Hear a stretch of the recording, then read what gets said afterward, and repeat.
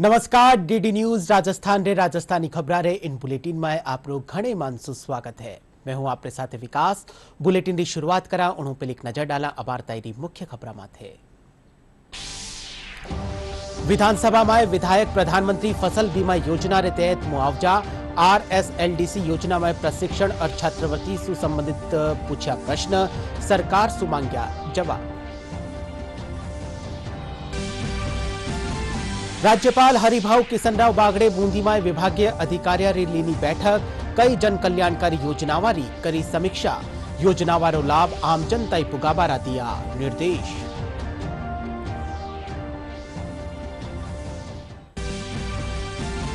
विश्व तपेदिक दिवस आज, पर्यावरण और वन राज्य मंत्री संजय शर्मा अलवर में जिला स्तरीय कार्यक्रम में करी शिरकत, चोखा काम करने वाला ने करिया गया सम्मानित।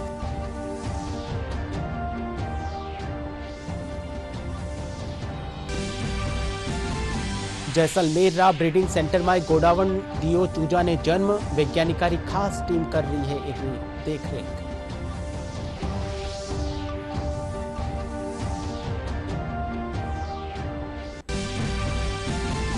और झुंझुनू में आरओ और ईओ परीक्षा में लापरवाही बरतवारो मामलो आयो सामने, एएसआई समेत 6 पुलिसकर्मियों ने करियो गयो सस्पेंड।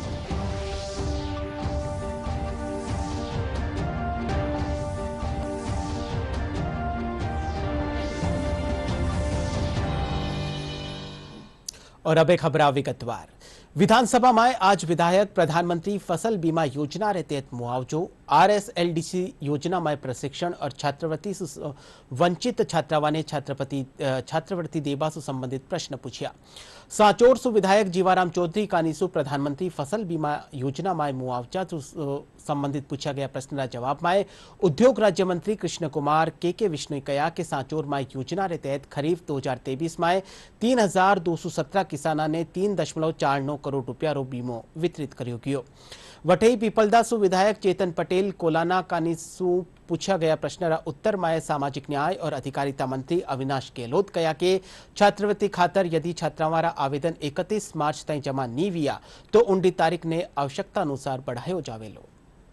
माननीय अध्यक्ष महोदय, मैं सांचौर से आने वाले हमारे सदस्य को बताना चाहूंगा कि प्रधानमंत्री फसल बीमा योजना व पुनर्गठित मौसम आधारित फसल बीमा योजना अंतर्गत उपज आधारित बीमा क्लेम विवरण सांचौर में खरीफ 2023 में 3217 कृषकों को राशि 3.49 करोड़ का बीमा क्लेम वितरित किए गए। विधानसभा क्षेत्र सांचौर में रबी में 23-24 में 19,519 कृषकों को राशि रुपए 71.71 करोड़ रुपए के बीमा क्लेम वितरित किए गए। कुल जालोर में 35,914 कृषकों को 33.64 करोड़ बीमा क्लेम वितरित किए गए। रबी के 37,507 कृषकों को राशि 105.75 करोड़ बीमा क्लेम दिया गया। पूरे जालोर जिले में जो रिलायंस जनरल इंश्योरेंस कुल 45 करोड़ 70 लाख 33,982 क्लेम बनता था, जिसमें से 43 करोड़ 67 लाख 21,938, 2 करोड़ 3 लाख 12,044 रुपए क्लेम शेष है। जो प्रक्रियाधीन है, कुछ कारणों से कभी अकाउंट की मिसमैचिंग की वजह से फिर से वहां पर जाकर के उन अकाउंट को ढूंढना और ये सब करके और सदैव ये बीमा कंपनी उसको लगभग 1 महीने के अंदर अंदर ये कर दिया जाता है। माननीय अध्यक्ष महोदय, पीपलदा से आने वाले माननीय सदस्य ने छात्रवृत्ति के आक्षेप पूर्ति के संबंध में जो सवाल पूछा है, विभाग के द्वारा छात्र जो अध्ययनरत हैं उनको छात्रवृत्ति देने के लिए इसलिए निर्देश कर दिए जाते हैं कि छात्रों के स्तर पर आक्षेप पूर्ति नहीं करना, पात्रता का नहीं होना, शैक्षणिक संस्थान द्वारा ऐसे प्रार्थना पत्र को विभाग को अग्रेसित नहीं किए जाते हैं। लगातार सरकार के द्वारा, विभाग के द्वारा उन संस्थानों को, उन छात्रों को लगातार मौका दिया जाता है कि आप आक्षेप की पूर्ति करके विभाग को भिजवाएंगे तो एक भी छात्र ऐसा नहीं होगा। अभी हमने जैसे 24-25 के लिए करंट ईयर से हमने 31 मार्च की डेडलाइन रखी है। पूर्व में भी कुछ ऐसे आपके जैसे पीपलदा क्षेत्र की बात करें तो कुछ एक ऐसे विद्यार्थी हैं जो इस आक्षेप पूर्ति नहीं करने के कारण से उनका अभी होल्ड पे रखा गया है। राज्यपाल हरिभाऊ किशनराव बागड़े बूंदीरा जिला कलेक्ट्रेट परिसर में विभागीय अधिकारियों साथे बैठक करी और सरकारी कई जन कल्याणकारी योजनावारी समीक्षा करी। बैठक के दौरान राज्यपाल अधिकारियों ने योजनावारो लाभ आमजन तई पुगावारो आह्वान किया। इनसु पहले सर्किट हाउस पुगबा माते राज्यपाल ने गार्ड ऑफ ऑनर दियो गयो। इन मौका माते जिला कलेक्टर अक्षय गोतारा और पुलिस अधीक्षक राजेंद्र मीणा समेत अधिकारी मौजूद रिया।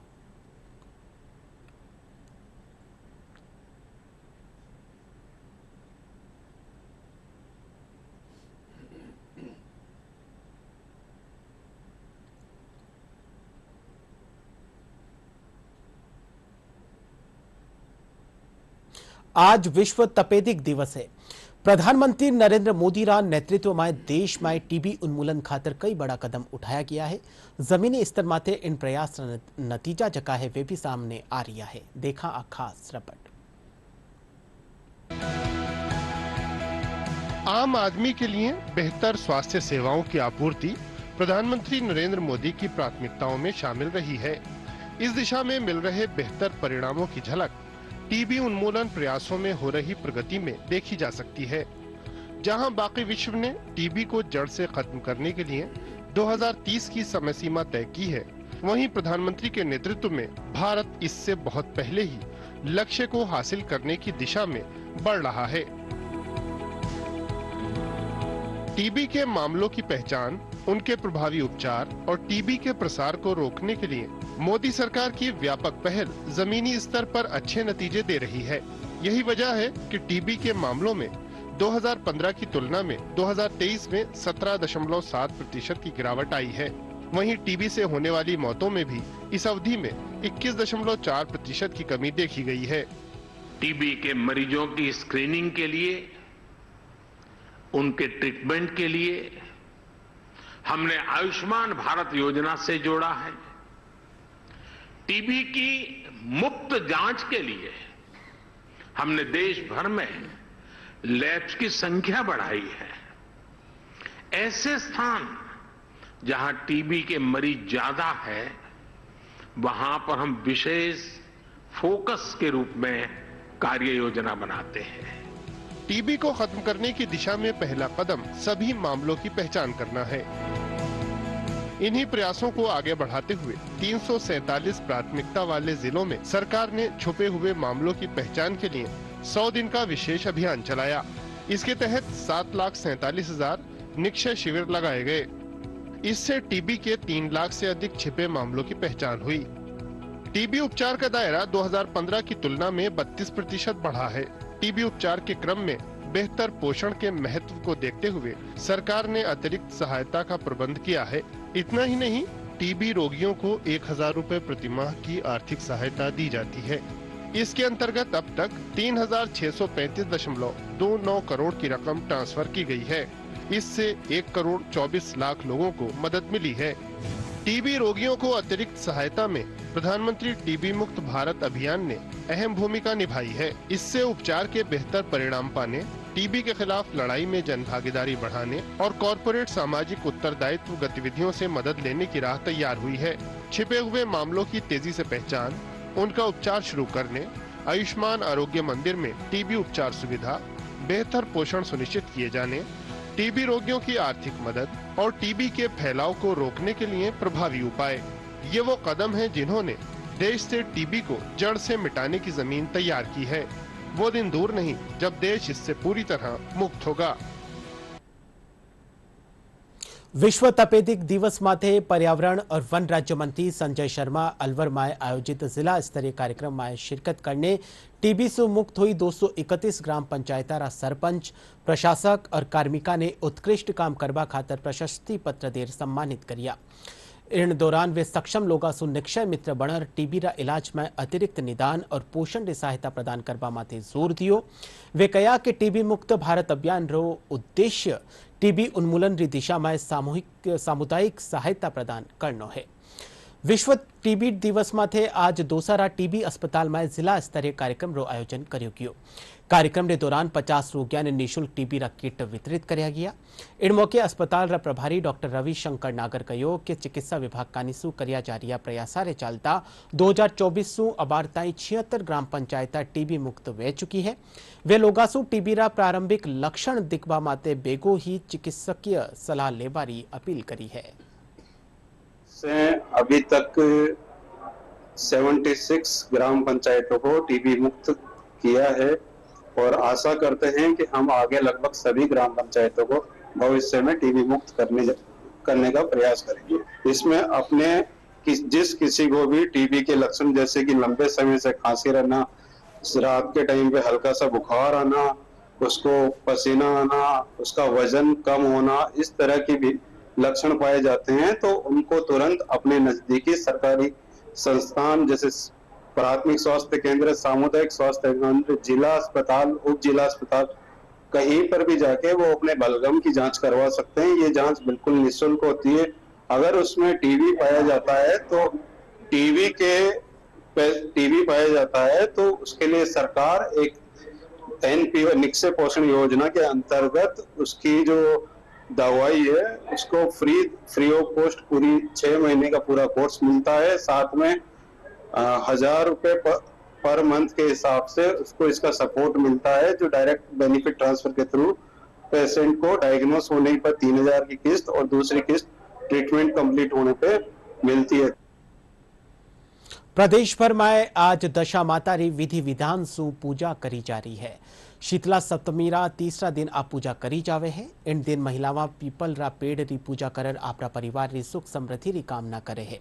एडी मान्यता है कि दशा माता री पूजा करवा सु अन्न और लक्ष्मी री कृपा बणियोड़ी रहे है।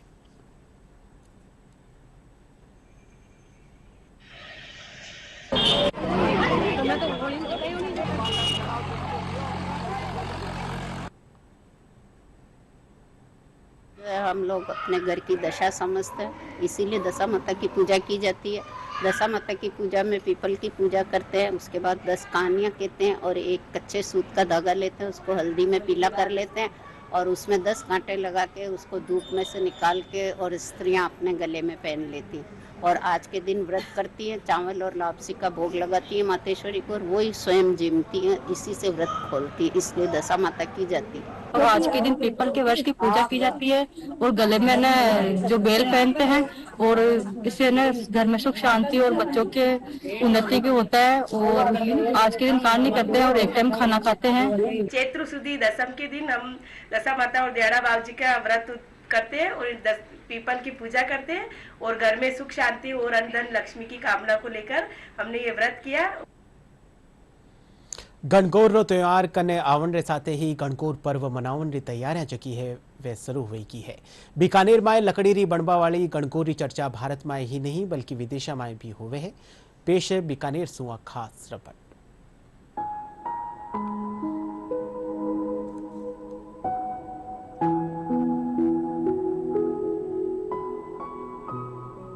गणगौर महिलाओं के लिए एक महत्वपूर्ण त्योहार है। आपको बता दें कि बीकानेर की गणगौर अपनी अनुपम कारीगरी और सुंदरता के लिए प्रसिद्ध है। यह गणगौर न केवल राजस्थान में बल्कि विदेशों में भी अपनी खास पहचान बनाती है। बीकानेर में बनने वाली गणगौर की प्रतिमा पूरी तरह से लकड़ी से बनाई जाती है और इसमें हाथ से बारीक कारीगरी की जाती है। इसके बाद रंग रोगन का कार्य होता है। नाबार्ड के जिला विकास प्रबंधक ने बताया कि प्रधानमंत्री विश्वकर्मा योजना के तहत गणगौर बनाने वाले आर्टिजन्स को भी सरकार द्वारा लाभ प्रदान कराए जा रहे हैं। यहाँ गणगौर की पूजा करने वाली महिलाएं इसे अपने घरों में एकटक निहारती रहती हैं। महिलाओं का कहना है कि लकड़ी की प्रतिमा को पूरी आकृति देने और रंग चित्रकारी कर श्रृंगार करने का काम यहाँ प्राचीन काल से ही उनके पूर्वज करते आ रहे हैं। इतिहास विशेषज्ञ बताती हैं कि बीकानेर की गणगौर स्वयं में अनुपम है और यहाँ 3 प्रकार की गणगौर बनाई जाती है। इनमें बाली गणगौर, ढींगा गंवर और 12 मासी गणगौर प्रचलित है। वहीं गनगौर बनाने वाले कारीगरों का कहना है कि उनकी कई पीढ़ियां इस काम में जुटी हैं। वहीं बीकानेर में प्रतिवर्ष करीब 50,000 गनगौर ईसर तैयार होते हैं। बीकानेर की गनगौर अपनी अनुपम कारीगरी और सुंदरता के लिए प्रसिद्ध है। बीकानेर में बने गनगौर और ईसर केवल राजस्थान में ही नहीं बल्कि विदेशों में यहाँ से भेजे जाते हैं। यह गनगौर सागवान की लकड़ी से बनाई जाती है और इसके तैयार होने के बाद 16 श्रृंगार किया जाता है। ब्यूरो रिपोर्ट, दूरदर्शन समाचार, जयपुर। राज्य पक्षी गोडावण ने बचावरी कोशिशां लगातार करी जा रही है। इन खातर सरकार, प्रशासन और विशेषज्ञ री टीमा आरी संख्या ने बढ़ावारी कोशिश कर रही है। इन्हीं बीच जैसलमेर जिला ब्रीडिंग सेंटर में गोडावण रा एक और चूजा रो जन्म हुयो है। डीएनपी रा डीएफओ ब्रिजमोहन गुप्ता बतायो कि 5 साल री मादा गोडावण अमन 26 फरवरी ने एक अंडो दियो है। कृत्रिम रूप से सेकबारे पछे 21 मार्च ने चूजारो जन्म हुयो है, जिनने wild life institute of India रा वैज्ञानिकारी खास देखरेख में राख्यो गयो है। इनसु पहले भी इन्हीं सेंटर में एक और चूजारो जन्म हुयो हो। जैसलमेर जिले में गोडावण संरक्षण हेतु यहाँ पर दो ब्रीडिंग सेंटर संचालित है, जिसमें एक है सम्मे और एक है रामदेवरा में। इस साल का जो सम्मेलन सेंटर में 21 मार्च को एक सेकंड जीआईजी में का एक चूजा आया है और ये जो चूजा है इस साल का दूसरा है और इसमें एक जो अमन है जो कि फीमेल है 5 साल की है और एक मेल है लियो। इन दोनों के मैटिंग से ये चूजा आया है। इनका जो एग है वो 26 फरवरी को इन्होंने एग दिया था और उसमें से 21 मार्च को ये जो है चूजा बाहर निकला है। वर्तमान में ये बिल्कुल स्वस्थ है और ये सब ब्रीडिंग सेंटर में जो साइंटिस्ट इंटरव्यू आए थे उनकी देख रेख में ये बिल्कुल स्वस्थ है। गोडावण है वो एक एंडेंजर्ड प्रकार का प्राणी है। पक्षियों में इकोसिस्टम में इसका एक बहुत बड़ा रोल है और विलुप्त प्राय होने की वजह से इनकी संख्या अभी लगभग 150 के आसपास है, जिसकी बहुत बड़ी संख्या अपने थार रेगिस्तान में है। अभी जो कृत्रिम सेंटर इसके लिए डेवलप किए गए हैं, इन कृत्रिम सेंटर में ये पिछले साल से लगातार चूजों का जन्म हो रहा है। अभी एक और चूजे का जन्म हुआ है, तो वो एक बहुत अच्छी बात है प्रकृति प्रेमियों के लिए, इकोसिस्टम के लिए। जो प्रयास में लगे हुए जितनी भी संस्थाएं हैं, जिसमें का वन विभाग है या जिला प्रशासन है या वन्यजीव प्रेमी है, सबके लिए एक अच्छी और सुखद खबर है। साथ ही जो इकोसिस्टम है, उस इकोसिस्टम में एक फूड चेन होती है। फूड चेन में गोडावण का एक अपना रोल होता है। अगर उसके विलुप्त हो जाएगा तो वो रोल उसका खत्म हो जाएगा, जिसकी वजह से एक इम्बैलेंस की स्थिति आ जाएगी। उससे बचने के लिए ये एक अच्छी और बहुत ही अच्छी खबर है। नागौर री पीछाण हमेशा मिठाया खातर रही है, फिर चाहे रबड़ी रो घेवर हो या जलेबी हो। पर आजकल नागौर एक और चीज खातर आपरी पीछाण बना रही है। जी हाँ, और वो है अठेरी मसालेदार आलू पापड़ी, जो राजस्थान ही नहीं बल्कि दुबई ताई आपरा सवाद खातर जानी जा रही है। ये आलू पापड़ी में एड़ो कई खास है। आओ देखा नागौर सुमा का संवाददाता महेंद्र विश्नोई री आ खास रपट।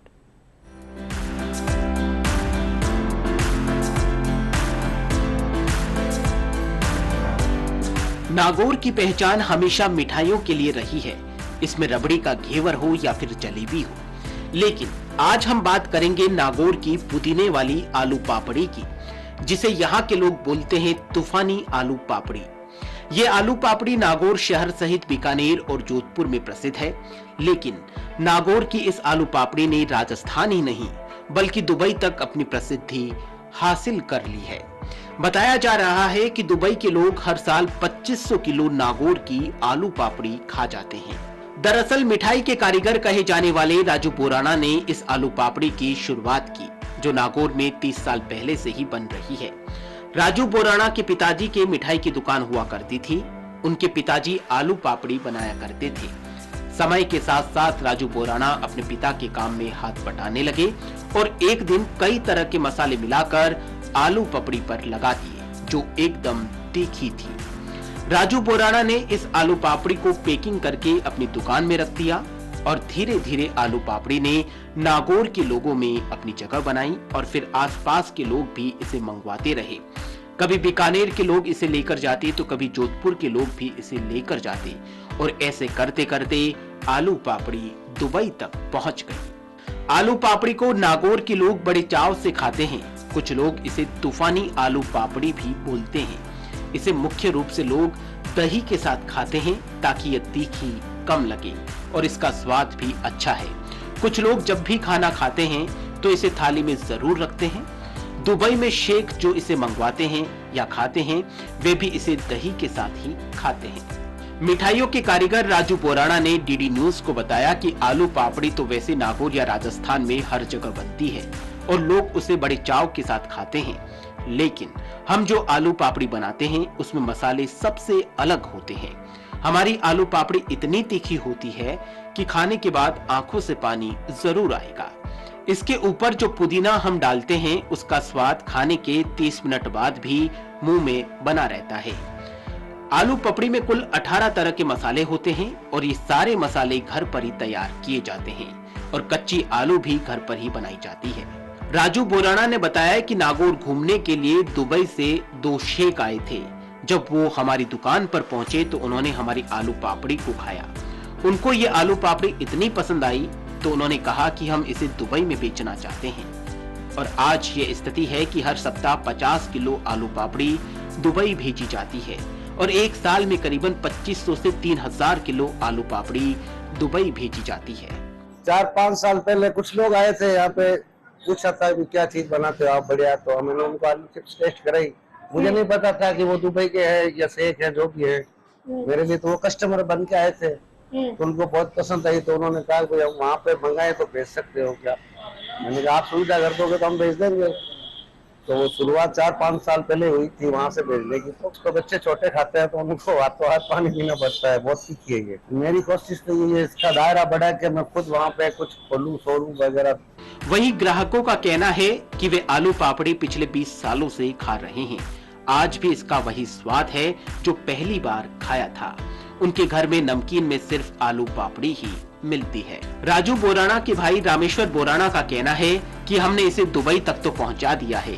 अब हमारा सपना है कि हम इसे यूरोपियन देशों सहित अमेरिका, ऑस्ट्रेलिया में पहुंचाएं और नागौर का स्वाद धीरे धीरे हर जुबान पर लाएं। नागौर से डीडी न्यूज के लिए महेंद्र बिश्नोई की रिपोर्ट।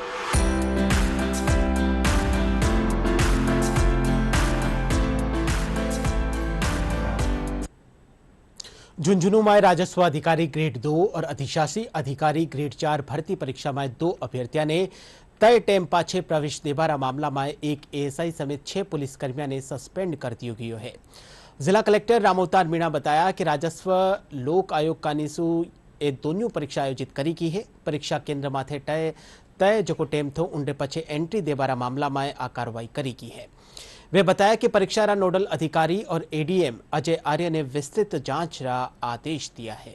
परीक्षार्थी कैंपस में 3-4 मिनट लेट प्रवेश हुए थे, इसकी सूचना प्राप्त हुई तो हमने एडीएम प्रशासन से जांच करवाई थी और प्रारंभिक तौर पर जो दोषी हैं उनके खिलाफ एसपी साहब ने कार्रवाई की है और इसकी विस्तृत जांच भी करवा रहे कि सेंटर सुप्रीडेंट, ऑब्जर्वर या अन्य लोग भी इसमें लिप्त तो नहीं है या कहीं से भी कोई लिप्तता होगी तो सख्त कार्रवाई की जाएगी।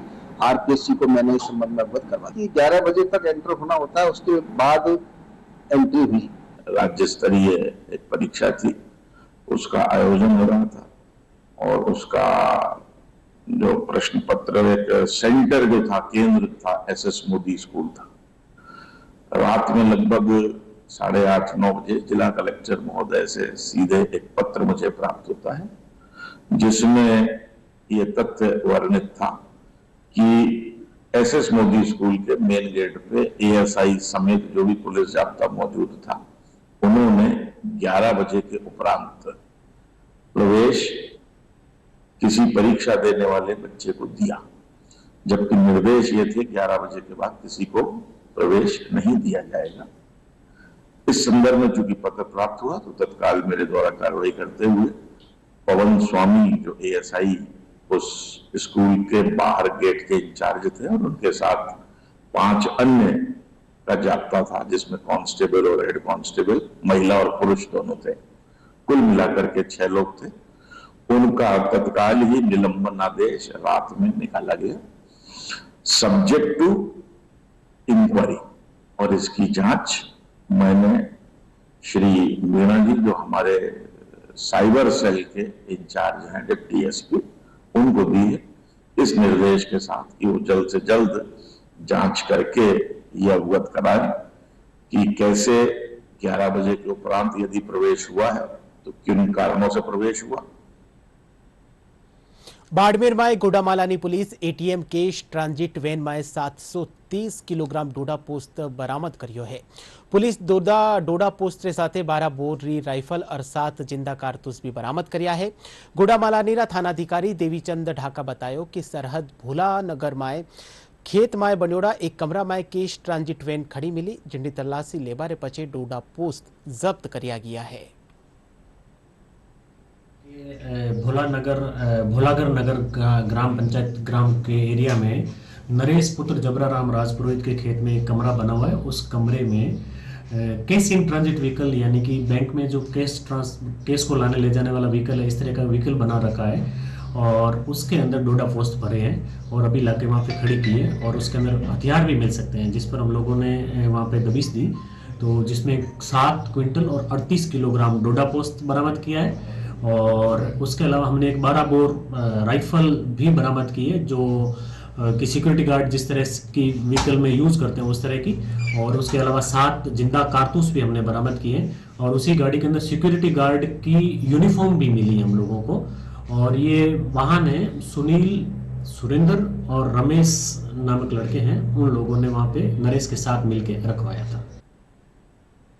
जयपुरा राधा निवास क्रिकेट क्लब कानिसु सुंदर कांति जोशी अवार्ड की घोषणा करी गई है। बीसीसीआई क्रिकेट टूर्नामेंट में चोखो प्रदर्शन करने वाली प्रदेश की महिला क्रिकेट खिलाड़िया ने पुरस्कार दियो जावेलो।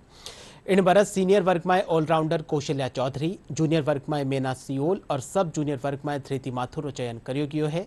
इनके साथ ही 70 और 80 दशक में राष्ट्रीय क्रिकेट में राजस्थान रो प्रतिनिधित्व करने वाली अजमेर री सोनिया बिजावत ने लाइफ टाइम अचीवमेंट अवार्ड से सम्मानित कर्यो जावेलो।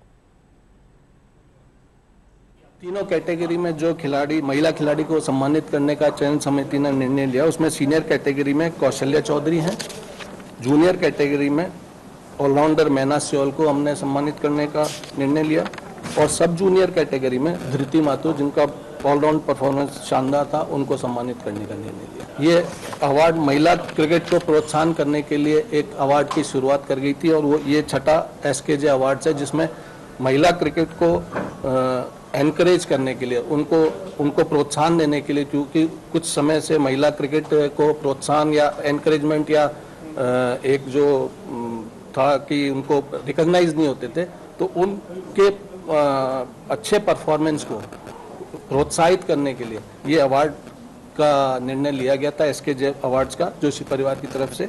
और उसमें हर साल 3 कैटेगरी में सीनियर, जूनियर और सब जूनियर कैटेगरी में महिला खिलाड़ी को प्रोत्साहन और सम्मानित किया जाता है। लाइफ टाइम अचीवमेंट अवार्ड भी अनाउंस किया था, तो लास्ट ईयर हमने वो सीता भार्गव को दिया था। तो पुरानी क्रिकेटर्स है जिन्होंने राजस्थान में क्रिकेट की शुरुआत की थी, वुमेन्स क्रिकेट की, उनको एनकरेज करने के लिए एक लाइफ टाइम अचीवमेंट अवार्ड भी हमारी परिवार ने शुरू किया था।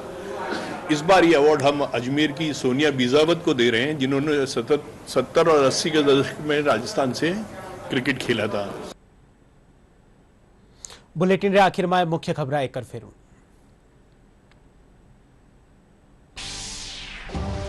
विधानसभा में विधायक प्रधानमंत्री फसल बीमा योजना रे तहत मुआवजा, RSLDC योजना में प्रशिक्षण और छात्रवृत्ति से संबंधित पूछा प्रश्न, सरकार से मांग्या जवाब।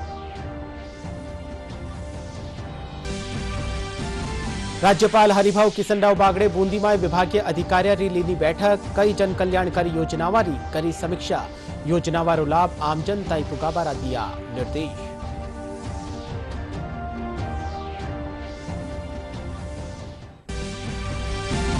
विश्व तपेदिक दिवस आज, पर्यावरण और वन राज्य मंत्री संजय शर्मा अलवर में जिला स्तरीय कार्यक्रम में करी शिरकत, चोखा काम करण वाला ने कर्यो गयो सम्मानित।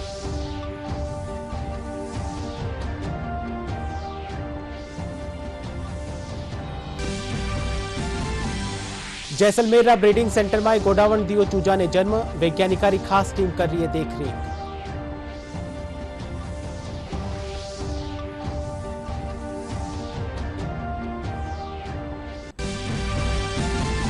और झुंझुनू में आरओ और ईओ परीक्षा में लापरवाही बरतवारो मामलो आयो सामने, एएसआई समेत 6 पुलिसकर्मियों ने कर्यो गयो सस्पेंड।